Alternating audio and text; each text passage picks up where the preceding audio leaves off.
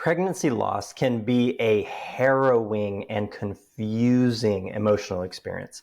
It can also turn husband and wife against each other when it feels like you are grieving alone and your very spouse, the person who is supposed to know you the best and who has also just lost a child, doesn't seem to get how you feel. Today, we are talking to a couple who has walked through this tragedy and learned how to support each other through it.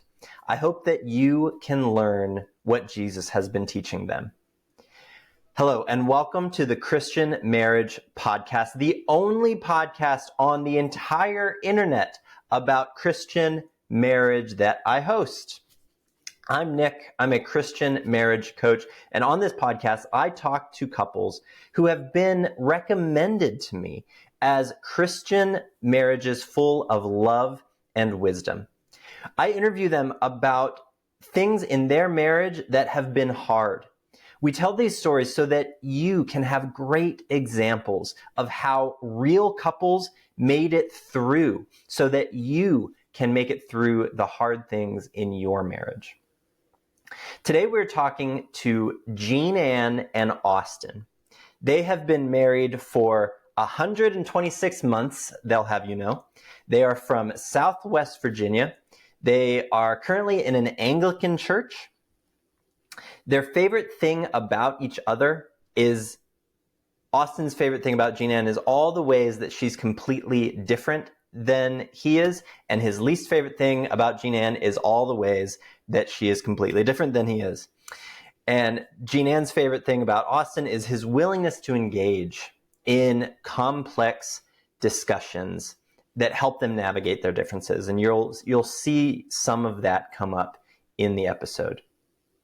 So I have a few principles that stuck out to me from the episode that I think will be really helpful for you to focus on as you listen to their story. And as you walk through any pregnancy loss or child loss that you might have experienced. First, grief is different for everyone. And grieving differently, but also separately, can leave a deep wound in a husband and wife. When my wife and I lost our daughter during pregnancy, my wife wanted so desperately to have someone feel the same thing she was feeling. But I definitely wasn't feeling the same thing that she was feeling, especially as time went on. We need to navigate these emotions and those situations wisely and compassionately. So here are some ideas about how to navigate grief together. Seek to connect with where your spouse is. Romans 12:9 tells us that part of love is to mourn with those who mourn.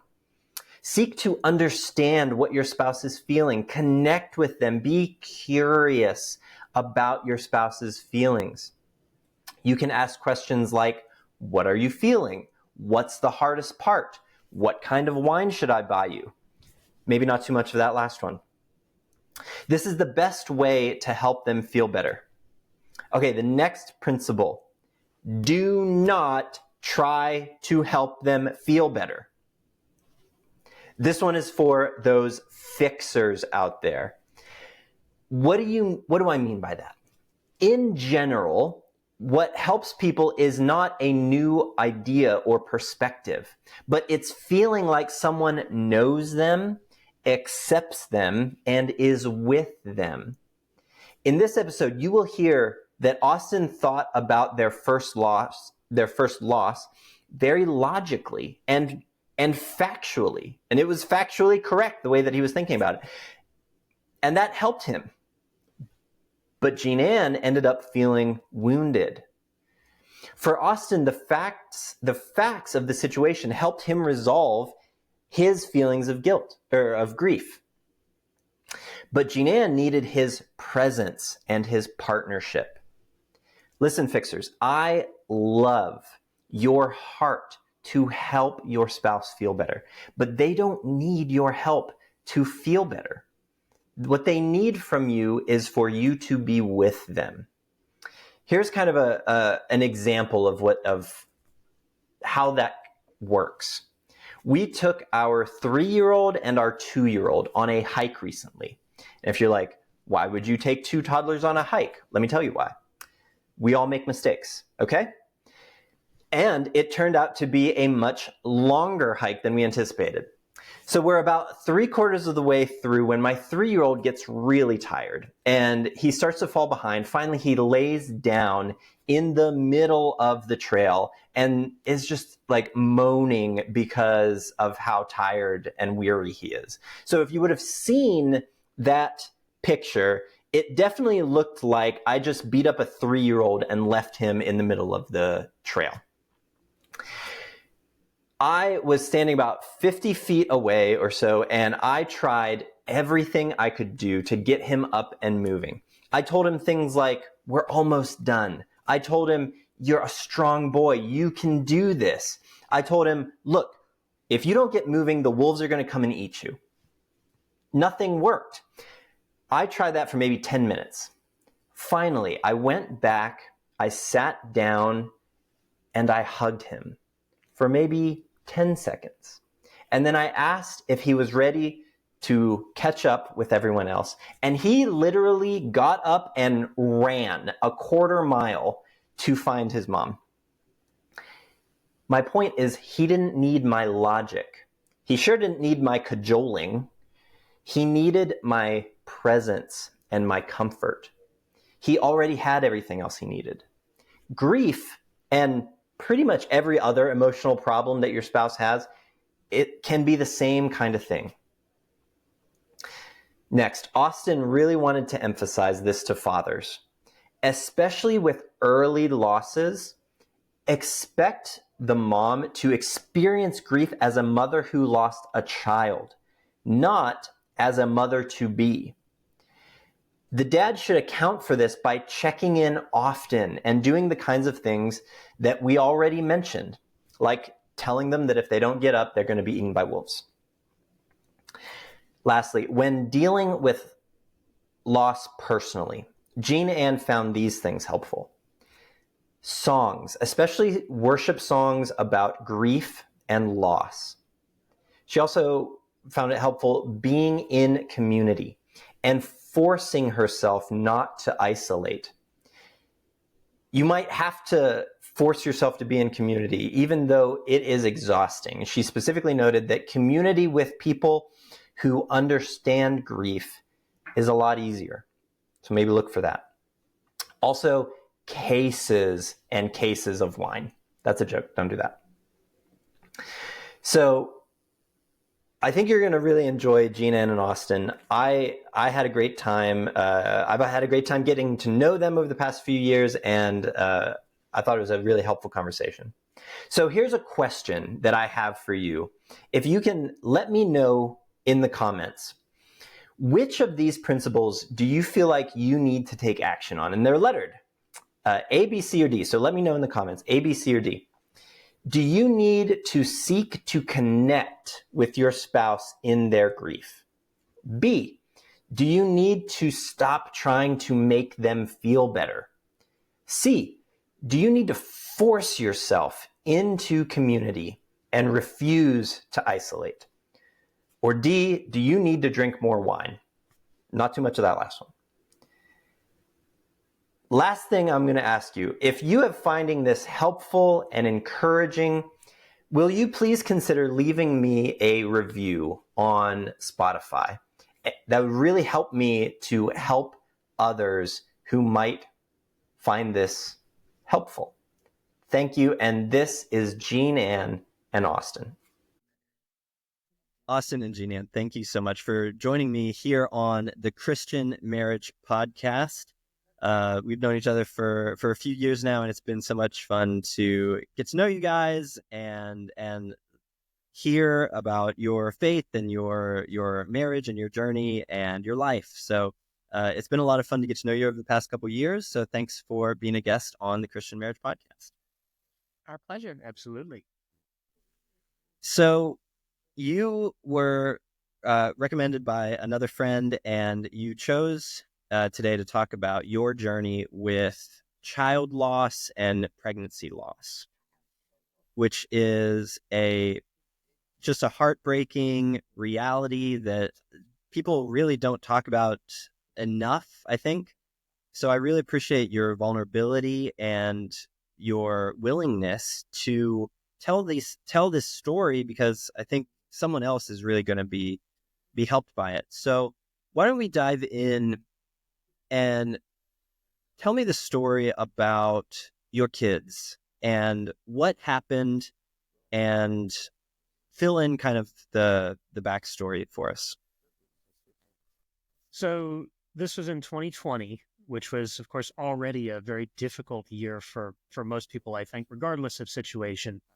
And actually, before the pandemic really kicked off in February, it was February, wasn't it? Our first loss? Yeah. Yes. Yeah. We had a pregnancy loss pretty early on that we named Oak. And that was particularly difficult, I think, especially for Jeananne. And it was something that I've had to kind of wrestle with a little bit. And it wasn't the same experience for me. And then we get into pandemic. And I should also say at that point, we had a 2-year-old, our daughter. And then we got pregnant again later on in the year. And we found out we got pregnant with twins, which was quite shocking. And it was, I think that journey of wanting to get pregnant, to have another child, and then discovering we had twins was shocking and terrifying. And I mean, even at the doctor's office, it was a humorous experience of learning, no, we're not having twins. Oh, yes, you are having twins. Oh dear. Yeah. Excitement too. I think we were terrified and also excited to be parents of twins. I mean, that doesn't run in our family. Yeah. I mean, it really was exciting. And especially as those first few weeks passed, we started looking at what would it look like to have a stroller for twins, and oh my goodness, are we going to need a bigger car? And how are we going to do this? Okay, we can figure it out. And as things started to come together and we started to figure out how we thought we were going to be able to do life with twins. You really start imagining what the future is going to look like. Yeah. And I think both of us were getting more and more excited about that prospect while still being a complete terror. Mm-hmm. And I mean, for me, like, I was a twin mom. Like already my identity was I'm a twin mom. Like, that was already very clear. So I think, like, you don't have to have them here. Like, your brain starts thinking, okay, I'm a mom of twins. What kind of fun shirts am I going to wear later? And all the things. Yeah. You're just envisioning like the coffee cups and yes. Yeah. the stickers on the back of the minivan. And absolutely. Yep. Immediately. Okay. Once the shock wore off. Even on the, I think it's like the parents of multiple subreddit or something like that. I remember seeing all these posts of parents who did the thing where they take both twins and they put them both on the kids' swings back to back. And usually the kids hate it, but it's the thing. So yeah, we got more and more excited about having twins. And then somewhere along the line, somewhere between like 9 and 12 weeks, we lost the first twin. Yeah. Well, we went in for the 12-week ultrasound. Yeah. And found out that the first twin's heart had stopped. And that was bringing back, I think, some of the feelings from our first miscarriage earlier that year. Mm-hmm. And what made it seem feasible to kind of get through was, hey, the other twin is still there. Right. And I mean, I think that is for you. That was not the case for me. Okay. So for me, it was, okay, I can, we're still pregnant. I can still do this. Don't you elaborate. But Yeah, you said it was even there differences started Yeah. to kind of appear. Yeah, I mean, we had different reactions to the first loss in February, and then when we lost the first twin, I think and that was the end of September, beginning of October, just timing wise, say all in 2020 because that will be relevant for the next loss. But I think for me I think I was in so much grief that there are so many people who didn't know that we were pregnant because it was COVID, right? So you're on Zoom, like you can hide things, you don't see people. So I think for me, I was in deep grief from that first loss, from the first twin loss, and also I could not figure out how to tell people that I was pregnant. Yeah. Without saying that I was pregnant with I could not figure out how to experience the joy of the twin that was still alive without the severe pain and loss of the first twin. So I just didn't know what it was going to look like. And I was finally getting to the place where I was like, we were 16 weeks and had recently had an ultrasound, like, and saw the second twin was still doing okay. So I was finally getting to a place where I was like, okay, I think it's time to tell people. I think I'm figuring out how to do that. And because of some health stuff, we had to go to 2 different hospitals. And so our local hospital was like, we still need to see you. And I was like, why do you need to see me? We just went to the advanced hospital. So anyway, so so when we went in at like 16, 17 weeks, which was in right after Halloween, in beginning of November, was very shocked when we found out the second twin's heartbeat had stopped. And I mean, that was kind of the day after I was going to start telling people that I was pregnant. So I had just come to terms with, okay, we're going to tell people. Yeah. And if you can imagine, this is COVID time. So imagine wearing a mask and trying to cry and feel like you're hyperventilating. And so it was and feeling, so it was very hard because they'd had troubles with the Dopplers before with the baby. So when they couldn't find the heartbeat, I wasn't surprised because they'd had troubles before. So, but then when they did the ultrasound and there was no heartbeat, I think that was really devastating. And I kept on holding out hope that maybe the technician didn't know how to do the ultrasound right, because how would you lose a second baby when everything looked healthy? How can that happen? How, like, why is this our third loss, Yeah, and you start questioning everything. Yeah. And holding out hope for even some, what looking back on it might even be like almost ridiculous things, but they don't feel ridiculous in the moment, obviously. No, I mean there were 2 or 3 people in there with the ultrasound machine. The reality of the ultrasound machine not working was probably 0%. But in my mind, until they got me to the ultrasound tech, there was still this ray of possibility that maybe something, because this can't happen. Like who does this happen to? Like, so yeah.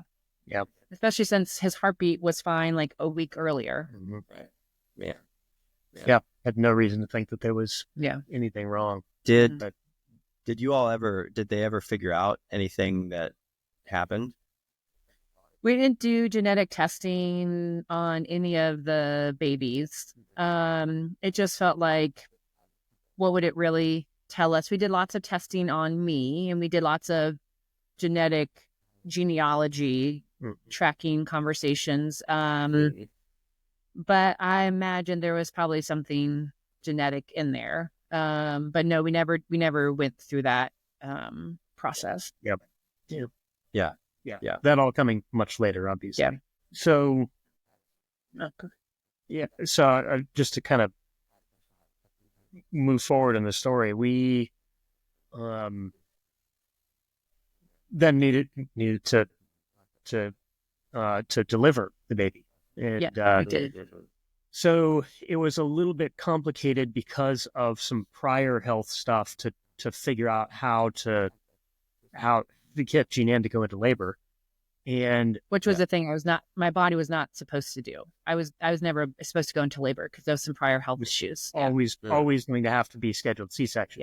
basically we took it very slow to try to induce labor, and it took 4 days, I think. It made it complicated. The medical stuff made it complicated within an already emotional state, but we were fortunate that we were able to deliver him and actually hold him. And that was, I think, what I needed and probably Austin needed for our own resolution, conclusion to hold him and see him. Yeah. Yeah.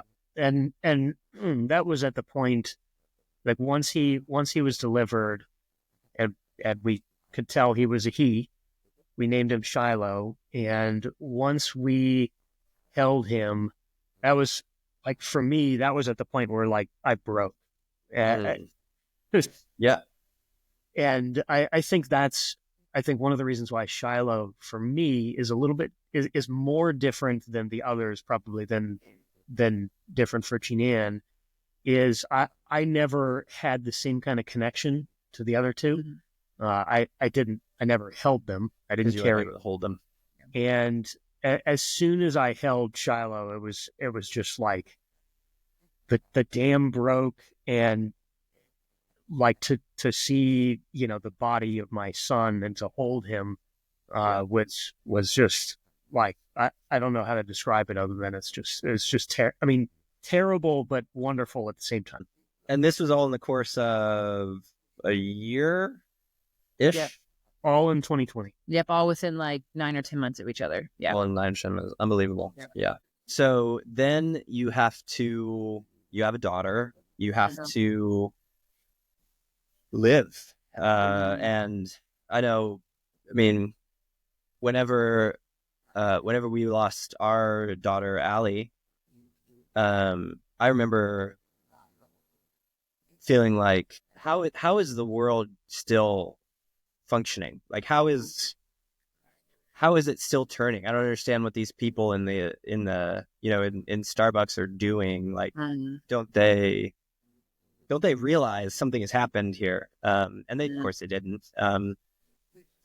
But you have to somehow live life after this. So, in terms of supporting each other, in terms of, I'm not going to say move on, because that's not what you do, but in terms of continuing to live, what was the hardest part kind of through this process, but also after everything that happened with your kids?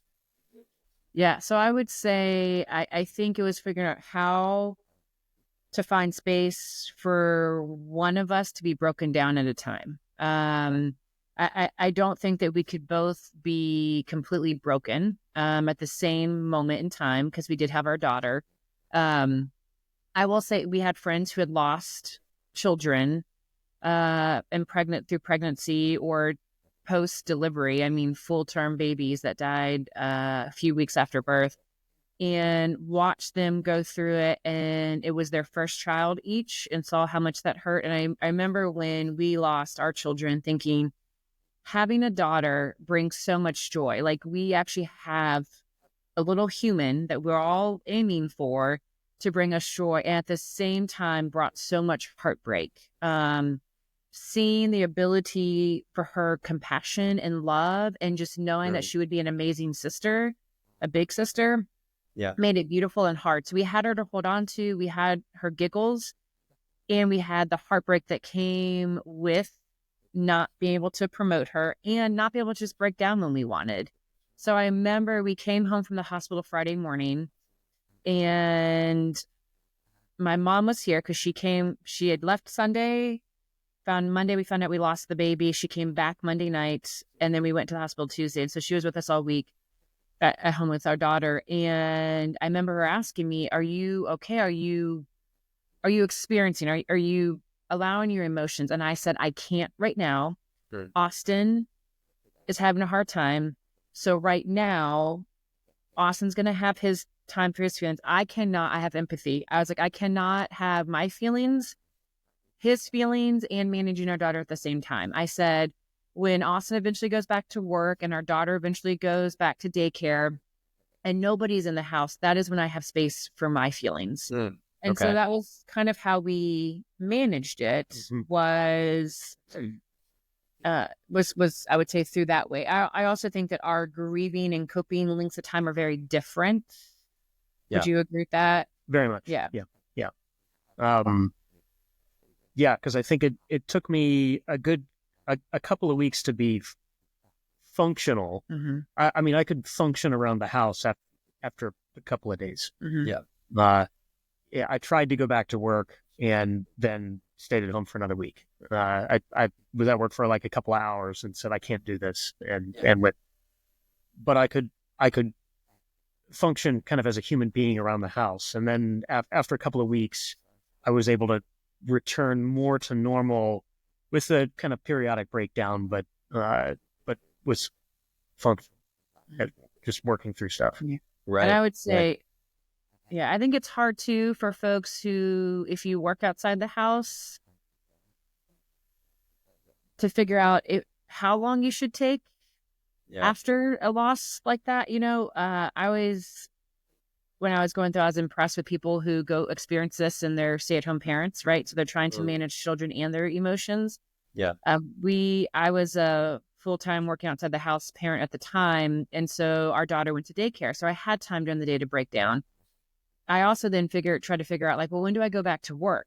Like, what's maternity leave? What's paternity leave? Like, what counts? What doesn't? And I had an amazing supervisor that would have literally given me anything I had asked for. Like, I could have taken as much sick leave or leave as I needed. But I think it's a complicated space. For sure.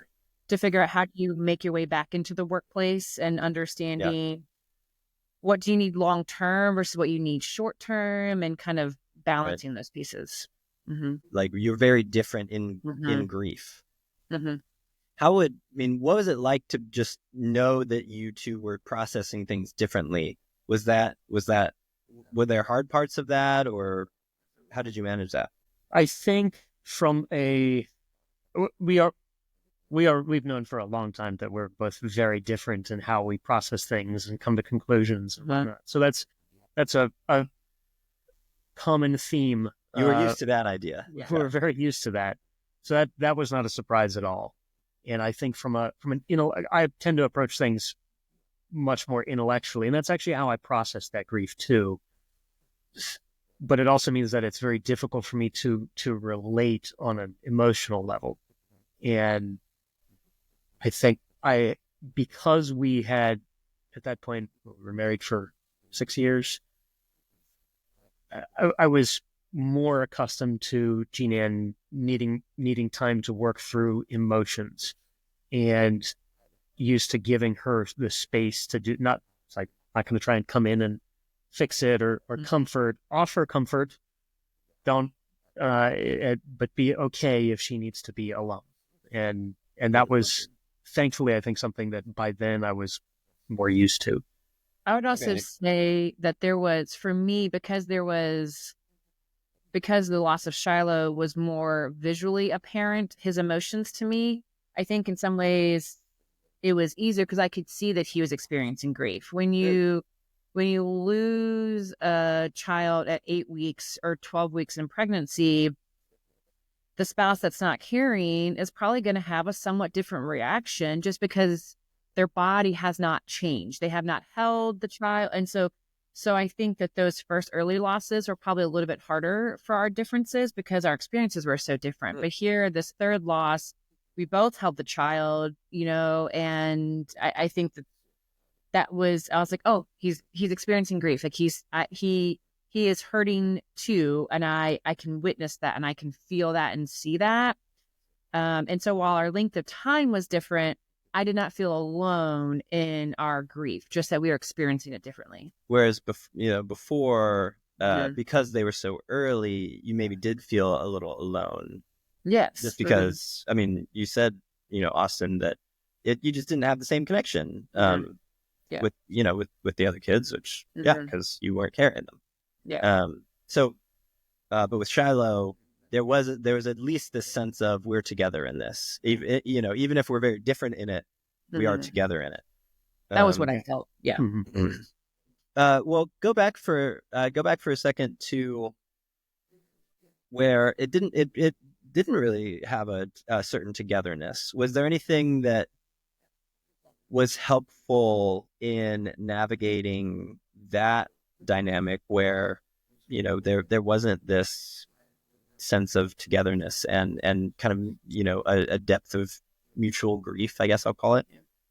Was there anything helpful to kind of navigate that together? I don't know that we did it very well. Yeah, I don't think I did it very well. I kind of assume that getting pregnant is helpful afterwards. I would say that there was probably an unresolved gap there. That was the first pregnancy loss probably was an unresolved hurt in our marriage that we had not yet talked about through counseling.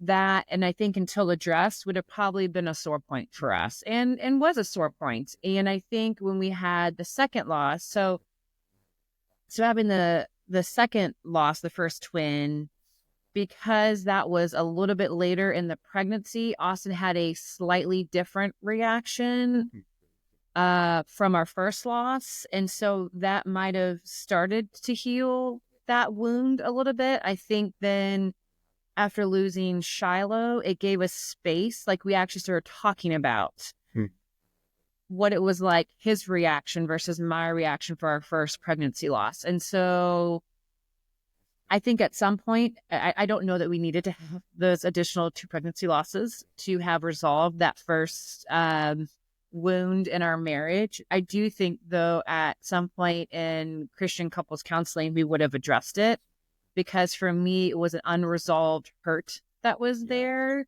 Right. And I think that, and I just want to say, like, that's okay. Like, it is okay in relationships that you're going to have a different response. It's not right or wrong, but I do think it needs to be discussed. And because we don't talk about early pregnancy losses all that much, and maybe we keep them secret until we're 12 weeks, you're not surrounded by as many people who know, and so you don't have maybe as big of a support. Right. So that was a hurt for me that I think eventually in our relationship would have had to have been addressed, just to have a kind of all the holes filled in, because you can those can fester over decades of marriage for together. Sure. And so you're saying it was,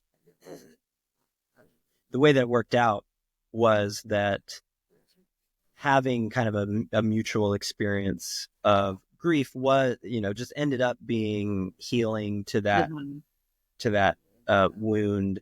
And it kind of opened up conversations about that wound that you were able to have together, is what you're saying.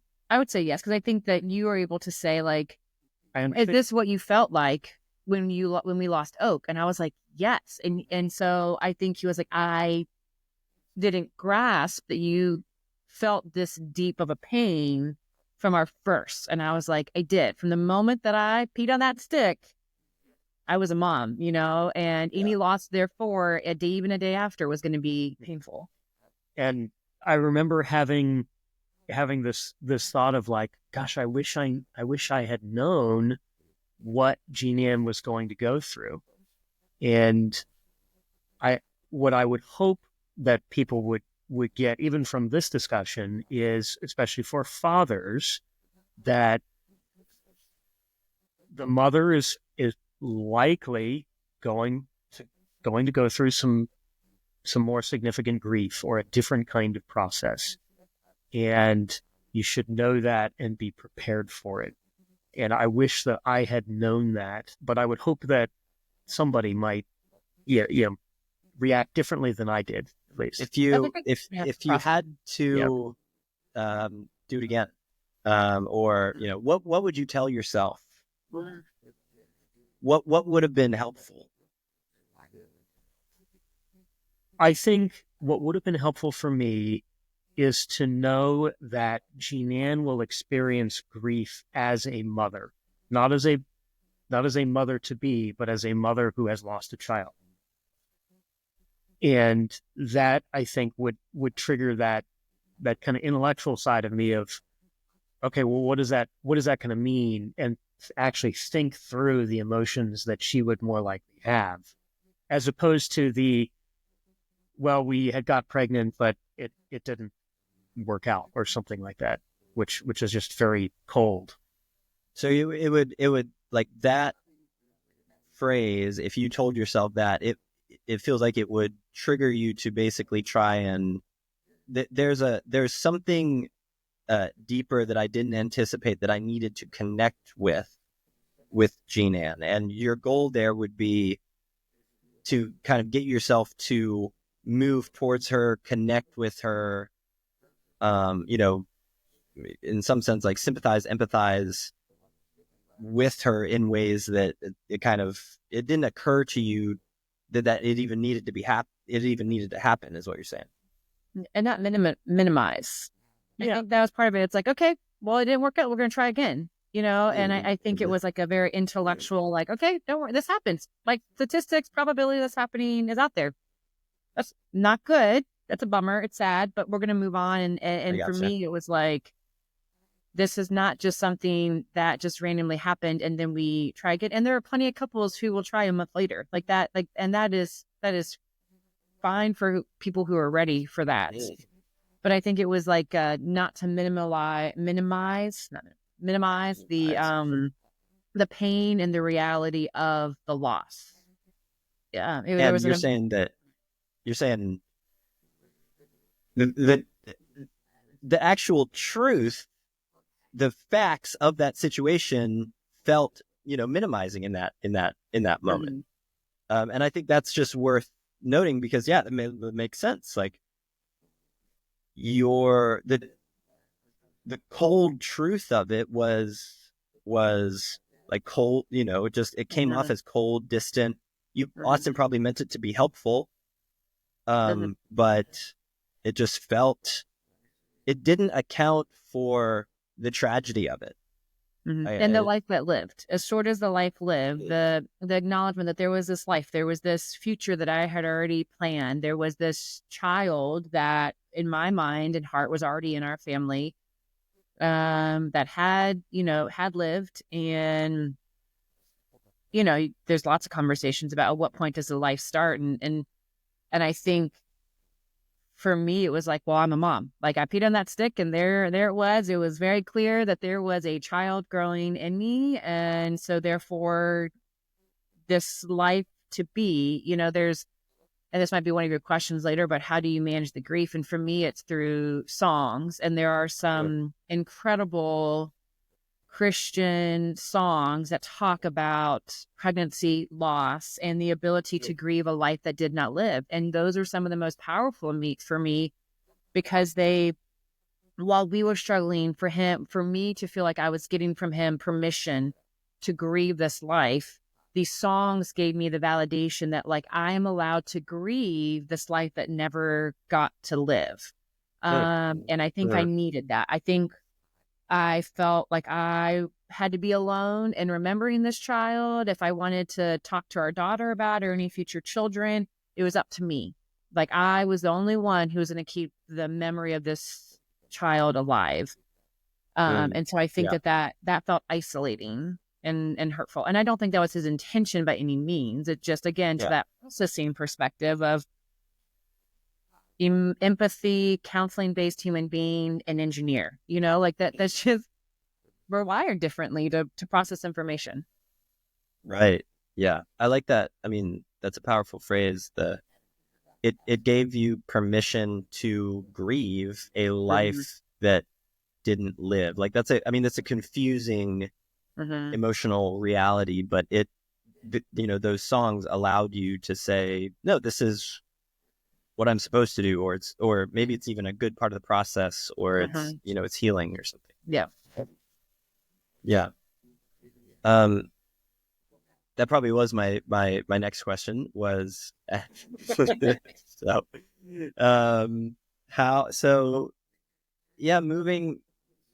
moving through grief is different for everybody, right? So we can all we're going to do is say what you guys did and what was helpful for you, and that may or may not be helpful for somebody else, but it may be. So what, especially in terms of your faith and in terms of who God is, what was helpful in how you grieved and how you processed, but also practically, what were some of the helpful decisions that you made that just helped you get through it, heal, live life? Yeah. So, I mean, I would say for me, we were in the hospital for those few days waiting to deliver our son.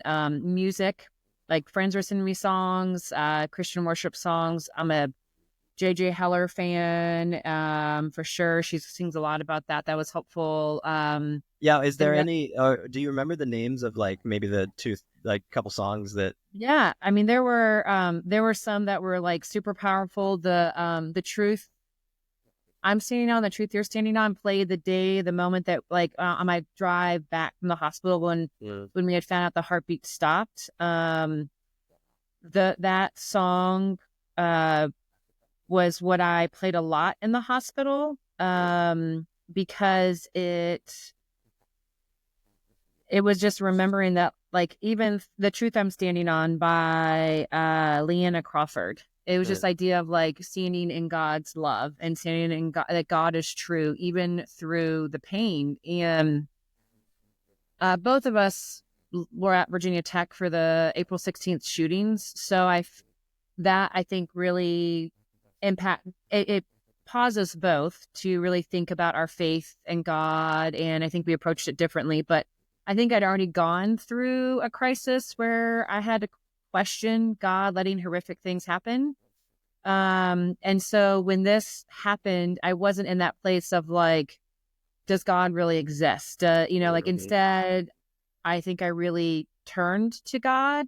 And I remember thinking like, how do people make it through tragedy without God? I just did not know how I would get up and breathe the next day if I did not have the Lord.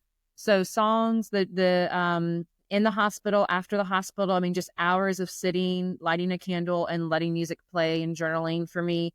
We went to church the Sunday after his outside service because it was COVID, and I didn't really have energy to talk to people, but I think it was so important for us to get back into community. And even though my grief was so exhausting, people wanted to come over and bring us food, and they did. But I literally was like, please just put it on the step and go. It's not that I don't love you, but I do not have the energy to talk. I'm just trying to survive and raise a child. And our community was incredible, but I knew that we needed to not isolate because it was way too easy to isolate. So it was a balancing act of forcing us to be in community at times and also being very comfortable with boundaries that I just didn't have energy for people, and people respected that as long as we weren't hiding away for months on end, Yeah. Well, what was it like trying to force yourself into to be in community? What was that like? Say more about that. So I would say that the first Sunday after we came out of the hospital, I just knew that I wanted and I needed to be around the Lord. And not that Lord was not in our house. He is always, but there's something about just being in his presence, hearing people worship God, hearing people preach about God, receiving communion. It was COVID times, but we were very fortunate because it was considered a death at the hospital. Our pastor was able to come in and say a prayer over us and our son. A friend was allowed to come in and take pictures of us with our son and pictures of our son, which our daughter just saw for the first time a couple weeks ago. And so we were fortunate that we had the religious, spiritual component in the hospital during COVID because it was later, but I knew that we could go, at least I could go to a dark place if I did not force myself. And we were still in our Bible study, but it was meeting online because of COVID.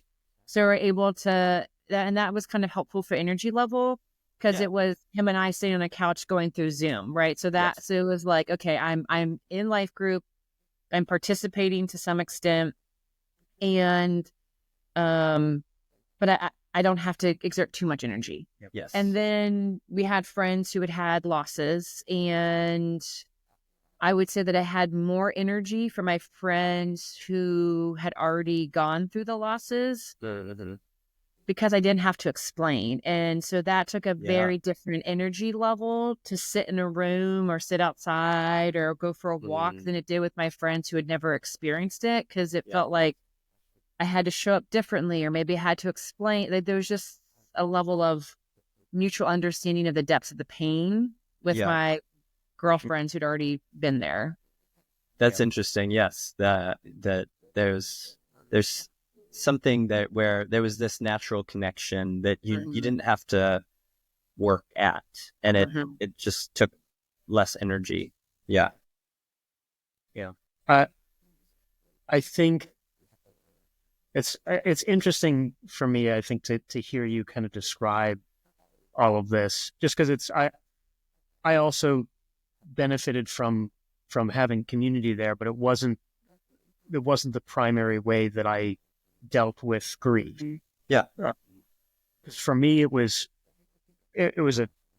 ultimately it was kind of a theological exercise, and mentioned the shootings at Virginia Tech, and that was the first time that I really started thinking about and reading about and praying about evil and what brokenness, really looks like in the world.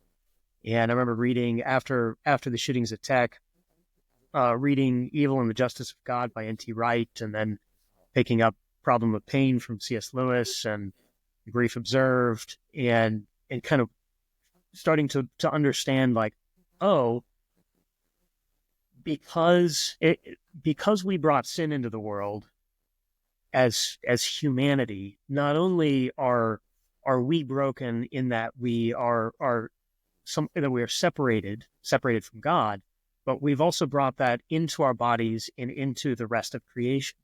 And so for the shooting, for instance, I struggle now a lot of times that you see 32.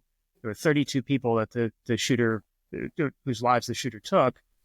I struggle with that now. I can't help but think, no, there were 33, because the shooter was terribly broken. He did a horrible thing that's inexcusable, but he himself was also broken and a victim. In the case of miscarriages,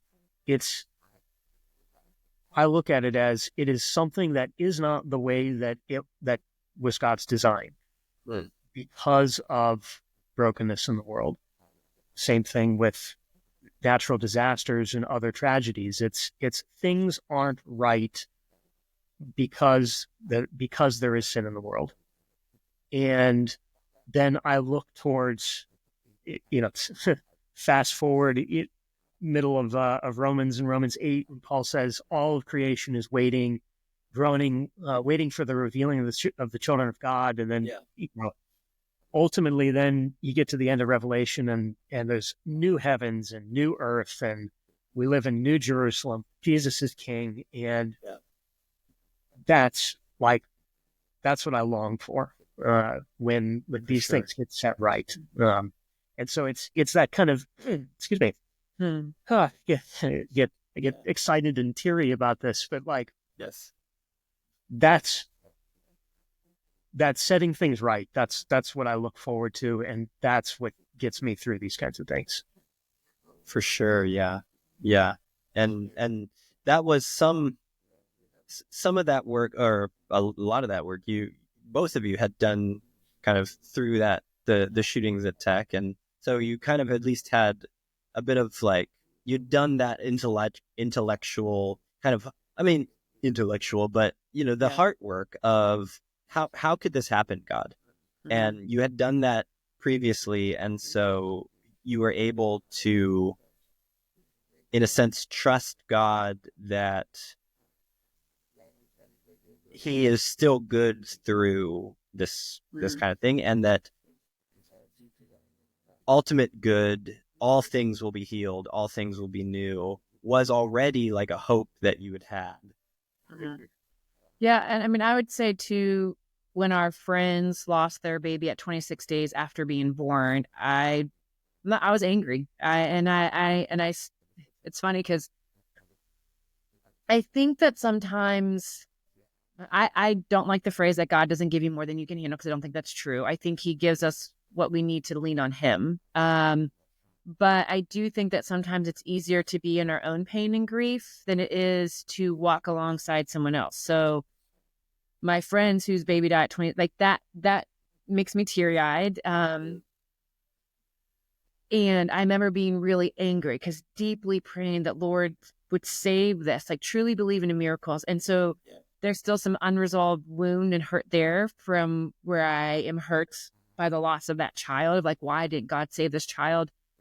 And that was about a year and a half before we had our losses, because she was the same age as our daughter. And so I had been through some of this questioning, some of this grief around God and saving children's lives. And again, worship music got me through that time too. And there's some songs that I associate with the loss of that sweet little girl. Yeah. I think it's also important to note, I don't want to sugarcoat that there weren't angry times. And so I think it's important to note that we talked about this happening in November. My birthday is in November. My birthday is right around Thanksgiving. And I just remember I was so angry. Like there's the deep sadness that was in the beginning of November, but then around mid to late November, it was just rage and anger. And I would be angry about like the smallest things, and they would set me off. And I remember making it through Thanksgiving and just hating it, like hating Thanksgiving. And it's one of my favorite. I love meat. So the idea of like family and like meat and food coming together, like, and dessert, like what's not to love? I mean, if you're vegan or vegetarian, then you probably don't. But for me, this is like a holiday that I love, because it's family, it's food, it's my birthday, it's my brother's birthday. And so, but I remember just hating it. I remember Thanksgiving Day, like no one was here because it was COVID. And I was just angry. I didn't want to do the holiday. Like Austin literally had to do everything, including care for our daughter, because I was in such a bad place. Yeah. And Christmas was coming up, and my family was going to come for Christmas. And I was just like, I don't know what I'm going to be like on Christmas. I really don't know that I want family here on Christmas, because I don't know what kind of mood I'm going to be in. Yeah. And it turned out that only my sister was able to come. And my sister is a super adaptable, low key, like I've been ridiculously goofy. Like I knew that whatever mood I was in, she would never hold it against me. And most of my family wouldn't. But there was something about my sister, because she came. I remember it snowed, like we hardly ever get a white Christmas, but we had a white Christmas. And I remember on Christmas morning just being like, I'm experiencing joy. Like I actually have a feeling of joy. Now, the very day after, I was sobbing because I was able to experience joy on Christmas Day, but it was the day after that there were all these feelings. And that was when I was trying to hide from my daughter, and she heard me all the way in her room, and she came over and brought me her play ice cream to make me feel better, which made me sob more. But I say this just to say, like, we talk about how we've processed through it, but there's still grief there today that is hard. And there were angry days, and it wasn't like angry at God and it was just anger. It was just a part of the process of grief. And I think the anger went away after about a month or two. Trying to have hope again, that took months. Hope, and then we got pregnant with our son, our live on her son. He's with us now. He'll be 3 this coming weekend. Yeah. But you know, the fear and the anxiety was there that whole pregnancy. And I would say that the energy depletion from grief lasted a couple years. And so I think my thing is I want people to know there are ebbs and flows. That, like I said, I had joy on Christmas and I was at peace, and I'm so grateful the Lord granted me that on that day. The day after was awful. And so it's okay that there are ebbs and flows, good days and bad days, angers and sadness. And that, gosh, I just remember being like, I went to bed at like 8 or 8:30, and our family was like, wow, you go to bed really early. I'm like, I don't think you understand. I'm carrying grief. Like, I don't think you understand that grief can last months and years. And it wasn't until I mean, then we went into the newborn stage, but it really wasn't the last year or two that I feel like I finally made it through the energy depletion of grief, where I was finally able to be around people again, like after church, and like social. I just didn't have the emotional bandwidth for it. And so I just want people to know that's okay and a part of the journey. Really important to take. I feel like with grief, you just have to take it as it comes, and there's no. It's kind of foolish to expect things to look a certain way from yourself, and probably definitely foolish to expect things to look a certain way from your spouse or from somebody else going through grief, because you never know when something's going to trigger you. You never know when you're going to have a bad day, and it's, it can. So it's this really kind of terrible surfing ride where you're up and down, and you just never know kind of, where it's going to go. So thank you for sharing your journey, a little snapshot, right? The 30,000 foot flyover of your journey. What would you say is, now we'll go to the 90,000. I don't know. We'll go from looking at it from the moon. What would you say is, if there could be kind of a main point, like one thing maybe that you would tell someone going through child loss or pregnancy loss, what would that one thing be that you would want to get across to that person?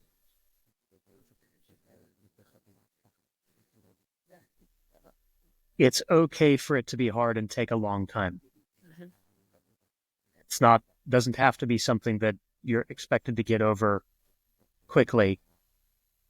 These things this kind of grief can last for a very long time, and that's okay. And let yourself experience that. And I would say that God is good. I don't like the platitudes. I have never been good with Christianese. But I do believe God is good, and that God is there and God can handle the anger. I have no issues with people being angry and wondering what that means with God. He can handle it, and he is there through it. And I do think that our faith grows stronger through it. Figure out a way to balance your needs, and also don't isolate. Especially if you're already in a Christian community, do not run from it. Figure out how to be in it in a way that is healthy and set boundaries. The devil will use the darkness for a stronghold, and I am just so grateful that I felt wrapped in God's love the entire time. And if you had asked me that 10 or 15 years ago, if you had asked me that back in 2007, if I would be saying that after 3 pregnancy losses, breast cancer, no, I would not have said that. I would have felt like that was a Christianese thing to say. But I think because of the journey that I've been on in life, I have seen the Lord steadfast love through that. And I've also seen that the Lord can take a lot from me and still be there. And that's okay. That is okay. Right. Yeah. He's your father, and he's not going anywhere. And we can be real. And it kind of goes like, if God can take us being real, then what you said, Austin, becomes even more true. Like, just be real with yourself, and it's going to, take the journey. And God has a part of his, defining character. He's got a knack for redeeming things. And so even with the crappy things that sometimes happen in life, a lot of times there are ways that gets used to build a kingdom. And it's okay to even look for those things. Yeah. And I love these kind of conversations because that probably counts as like this Christianese, thing that people say, but you get to say it because you've been through it and you're on the other side of it. And now you look back and you say, that's true, actually. Yeah. I do want to acknowledge that some marriages really struggle through these losses, and some marriages don't make it. And I understand that we are so fortunate that somehow the Lord used it to bring us closer together, that in our times of crisis, we have actually grown closer. Sometimes it's in the times of ease that we can grow apart. Crisis is good for us. Yeah. We don't need any more right now. We've got a lot of crisis. Yeah. We're good. But I do want to acknowledge that is a reality. And so I think it's important to recognize that we are very, very different people. We process grief very differently. We've talked about how even with our first loss impacted us differently, or even to our second and third loss impacted us differently. And so that's, again, where I say go to community. If folks are struggling and their marriages are struggling, you're not going to make it through in isolation. You have got to have a group of people, a counselor, a third party. I mean, we are on the other end, as you said, kind of the crisis, but we're still working through some of the hurt and the challenges and the ways that it broke us individually. I mean, I'm still recovering from the way that I was broken from those losses. They definitely broke me. Right. So seek guidance, seek the Lord individually, seek the Lord as a couple. And if it's too hard to seek the Lord as a couple by yourself, seek the Lord with a counselor.